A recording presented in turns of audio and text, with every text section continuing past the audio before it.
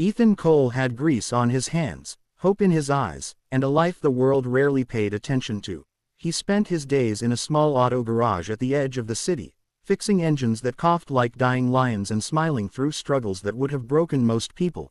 Yet there was something unshakably dignified in the way he worked, humming old tunes while wiping sweat from his forehead, unaware that a cruel joke was about to collide with his fate in a way no one expected. 3 wealthy co-workers from a neighboring corporate office, spoiled, bored, and hungry for entertainment, had watched him for days, mocking his worn boots, his cracked knuckles, his simple lunches, and his quiet demeanor. To them, he was an easy target, someone harmless to laugh at. And so, on a Friday afternoon, while Ethan was tightening bolts on a sputtering engine, one of them approached him with an exaggerated smile and said they had a fun surprise for him. A blind date with a beautiful woman who, according to them, had seen him once and couldn't stop talking about him.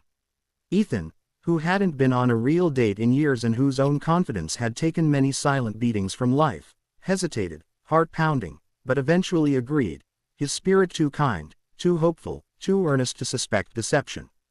That night, they sent him to an upscale rooftop restaurant overlooking the glowing skyline, a place he had never even dreamed of entering. He arrived in his only clean shirt, hair combed nervously, hands trembling as he rehearsed simple greetings in his head, unaware that the 3 pranksters were already hiding behind tinted glass, recording him, laughing as they waited for his humiliation to unfold. The plan was simple. They arranged for no one to meet him, leaving him abandoned, embarrassed, and publicly mocked. Yet destiny had a habit of striking when arrogance grew too loud. Just as he took a seat, trying hard not to look out of place among the polished marble floors and suited businessmen, a young woman with calm confidence and quiet grace stepped onto the terrace. She was the type of person who carried gentleness like light around her, with eyes full of curiosity and a posture that spoke of upbringing, education, and elegance, and she hesitated only a moment before approaching him. Her name was Ava Lancaster, daughter of the city's most powerful CEO, and the kind of woman people believed would never spare a glance for a man like him. But she sat down across from Ethan, unaware of the prank, simply drawn by the awkward charm in his smile and the honesty in his gaze. The pranksters froze behind the glass when they saw her take the seat, their laughter silenced by shock. Ethan stammered a greeting, cheeks burning, ready to confess that something felt wrong, but Ava smiled, soft and genuine, and said, "I like your eyes. They're real. You don't see that often here." That single sentence shattered every wall inside him. For the first time in a long time, someone wasn't laughing at him, they were seeing him. Conversation flowed, awkward but warm. He told her about engines and little dreams, she told him about art, travel, the loneliness of wealth, and how she hated people who treated others as toys.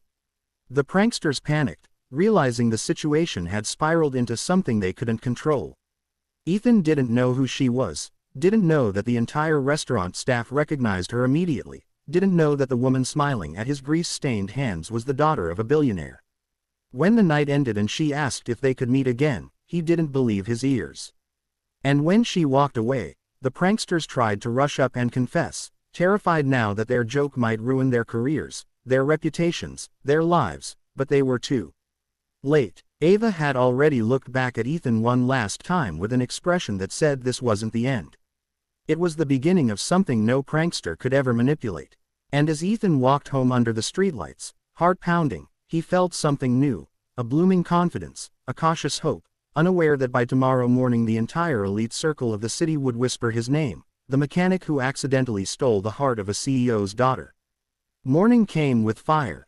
The internet exploded with whispers, security cameras from the restaurant captured glimpses, and suddenly there were headlines circulating in private business networks about Ava Lancaster sharing a rooftop meal with a man dressed in thrift store clothes, a man no one recognized, a man the elite judged instantly. But Ava didn't care about the noise, she cared only about the quiet sincerity she felt during that conversation. The moment she returned home, her father, Richard Lancaster, one of the most feared CEOs in the country, stood waiting in his mansion's glass entryway, his arms crossed with a tension that could tighten entire stock markets. He demanded to know who the man was. Ava answered calmly, "Someone I want to see again." Richard warned her that people would talk, investors would whisper, tabloids would erupt, but she replied with clear defiance that she had spent her entire life being judged by money and status, and for once she wanted to choose someone honest, someone real. Meanwhile, Ethan returned to the garage, expecting life to feel normal again, but as he picked up his wrench, 3 black cars pulled into the lot, and men in suits stepped out like shadows. They told him the CEO wanted to speak with him immediately. Anxiety crashed into him. He thought something terrible had happened, perhaps that Ava was in trouble, perhaps that he had unknowingly insulted someone important, but when they ushered him into the towering Lancaster headquarters, he realized the truth was even heavier. Richard Lancaster studied him like a lion examining a defenseless animal. Ethan stood trembling but determined not to appear small. The CEO informed him of the prank, the setup, the manipulation, how the wealthy boys had planned to humiliate him. Ethan's heart cracked, humiliation burning inside him like wildfire. But then Richard asked something Ethan didn't expect. "What are you to my daughter?" Ethan, voice shaking, replied, "Probably nothing. But I would never hurt her." And those words, simple, honest, struck the CEO harder than any rehearsed speech could. Meanwhile, Ava burst into the office, having learned that her father summoned Ethan, and she stood between them with fierce protectiveness. "If you fire him, threaten him, or scare him," she snapped, "I will walk out of your life." Her father stared at her, stunned by her intensity, and slowly realized that this wasn't some fleeting curiosity. His daughter genuinely cared for this man. In that moment, the pranksters were dragged into the office as well. Richard forced them to confess, their voices shaking as they admitted everything: the fake date, the plan to humiliate Ethan, the laughter, the phone recording. Ava's eyes filled with disgust, and she turned away from them. Richard asked Ethan what punishment he wanted for them, expecting anger, revenge, or at least bitterness, but Ethan shook his head and said quietly, "Let them learn something." "That's enough." The CEO exhaled slowly, recognizing character when he saw it. That was the moment everything changed. Over the following weeks, Ava visited the garage, not caring about the cameras or the gossip. She sat beside Ethan as he worked, asking about tools, engines, dreams. She introduced him to her world, slowly, gently, never forcing him to pretend to be someone he wasn't. And somewhere between those conversations, their fingers brushed, then held, then intertwined like 2 pieces of a puzzle that had been searching for each other through all the wrong rooms of life. Richard watched silently, wrestling with his fears, his love for his daughter, and the realization that wealth had surrounded him with liars, but this mechanic, this humble young man with calloused hands, had more integrity than entire boardrooms full of executives. One evening, he visited the garage alone.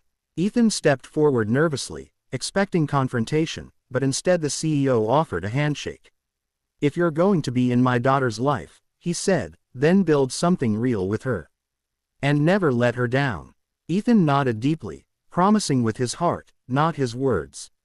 And as time passed, the story of the prank became a story of transformation. How a joke meant to humiliate became the spark that united 2 souls from 2 different worlds. Ava fell in love with the man who had nothing but honesty. Ethan fell in love with the woman who saw past everything he lacked. And the pranksters, they vanished from her life forever, left only with the memory of watching the mechanic they mocked become the man the CEO's daughter chose with her whole heart.